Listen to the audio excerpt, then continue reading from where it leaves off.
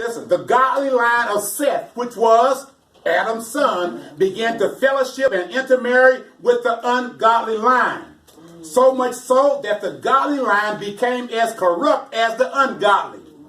Eventually, there was one godly man left on earth. Okay? And that's coming over to Genesis 6, okay, through Genesis 8. It says that man's name was Noah, okay? The whole human race had become so unrighteousness and so ungodly that God had to judge, okay? Something got to be awful bad for God to come and bring judgment, okay?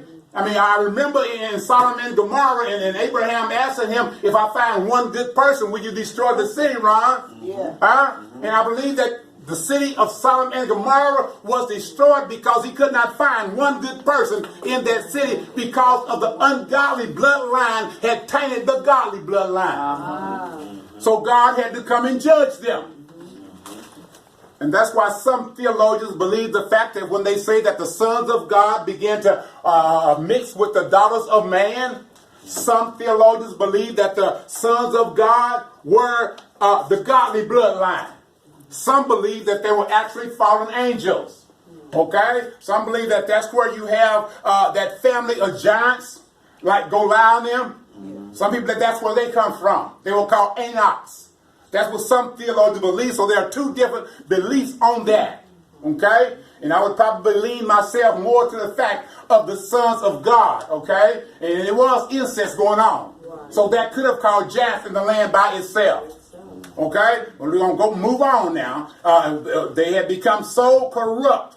God had to intervene and destroy the entire race. And that puts you in Genesis chapter number 6. Genesis 6, 7, 8. That there's dealing with Noah. When I'm talking about, make sure that you kind of understand the fact that certain characters that stands out in each chapter in the book of Genesis. Okay, and as we move through all 50 of these chapters, you should be able to relate a human with the chapter. Okay? Because I said when you get in Genesis 12, you're going to make sure you relate that to Adam. Okay? Abraham. Abraham. Thank you, Sister Jim. She don't catch me all the time.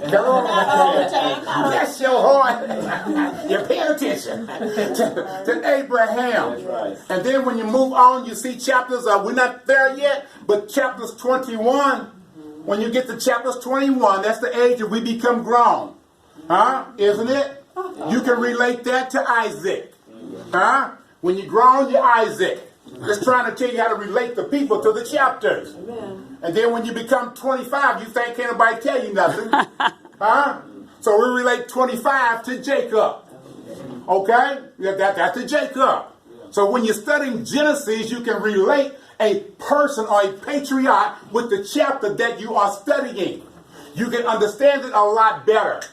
If I say turn to the book of Genesis chapter 25, if I'm not talking about Jacob, something got to be wrong with me. Or y'all not paying attention. Huh?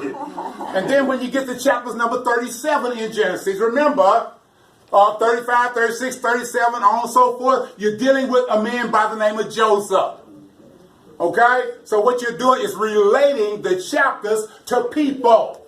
Okay? The highlights of the chapter, whom God was basically dealing with through the bloodline of Abraham, through his chosen people. God called a man who would produce a people, Israel, who would produce a man, Jesus, who would produce a people, the church. And God is just playing this work now. He's just working his plan. Only thing about God is he used people. God don't come down and do things himself. He used people. People that believe in him, people that trust in him, people that obey him. That's why he used each one of us.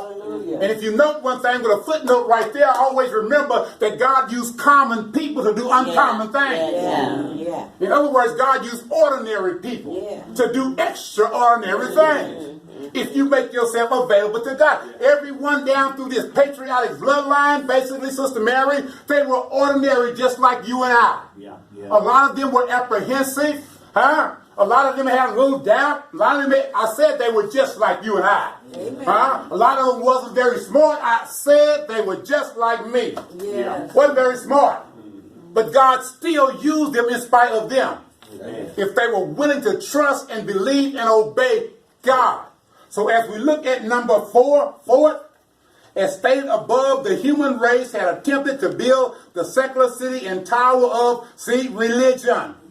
A city and religion that would be totally void of God.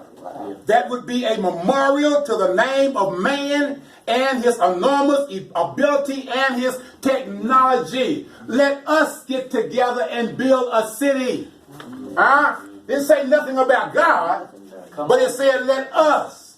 We gonna leave this legacy. And you know, when you look at the things that's taking place and transpiring in this book, and people try to discredit and disprove it, there are ruins and archaeological finds that prove everything in here. And all that does is say that the Bible is true, and Jesus Christ is real, and Jesus Christ came, and he died, and he rose again by looking at all of the facts. Amen, amen.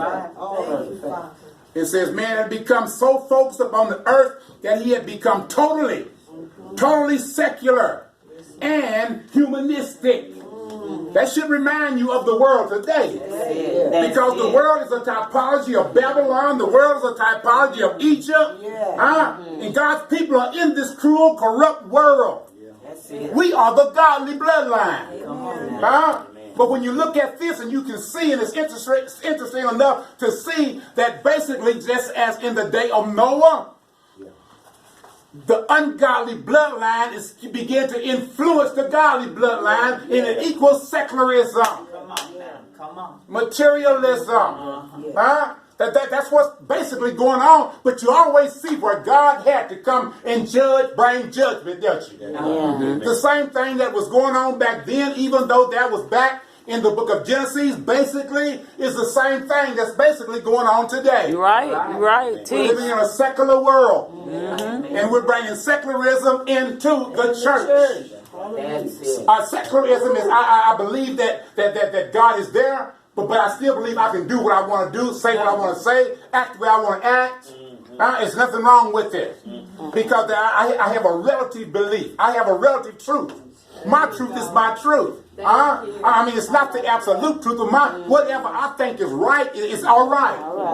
I don't care if it's not all right, but if it's all right with me, it better be all right with you. You ain't nothing to say about it. About my beliefs. That's a relative truth in it. I believe one thing, you believe another, but what does the Bible say about it? That's what we base our truth on, is the Bible. The same way God had to come and judge who? He had to come and judge Ham, didn't he? Yes. Because he looked upon his father's nakedness. And the book of Leviticals tell you that you should not look upon your father nor mother when they're naked. Some theologians believe that that's not all that Ham did, was just look upon his father because his father was drunk. Yes. That's why it was a curse instead of a banishment. Yes. That have not been proven, though. But he see his father laying there naked, all strapped out naked. God ain't going to punish him like that just because he looked at him naked. Right. Even though he was breaking the law, he probably took a step further than that, Herbert. Yeah. Because remember, homosexuality comes from somewhere. Right. Yes, sir. And when corruption had become upon the face of the earth and people had gotten so perverse, that's right. I believe a little bit of everything went on. Yes, sir. Yes, sir. But when you look at number 5, it says fifth. Fifth, after God scattered the human race, that's Genesis 11, you all. The Tower of Babel. You are associating chapter 11 in the book of Genesis with the Tower of Babel. That is where God came down and confused the languages and scattered the human race. Because remember now, when it had to be generations that passed by, because the only ones that was alive after the flood, Ron, were Shem, Ham, and Japheth, their wives, and then they began, God told them to multiply and replenish the earth.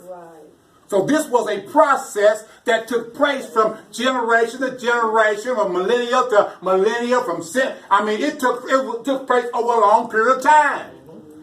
But the earth had begun to be populated enough for the people to get together and try to scheme on God and didn't know God was listening to them. It says, fifth, God scattered the human race. We look at that. He gave them generation after generation to repent, to follow and worship him. But they still refused. In fact, the godly line once again polluted itself and became so corrupt that they began to worship idols.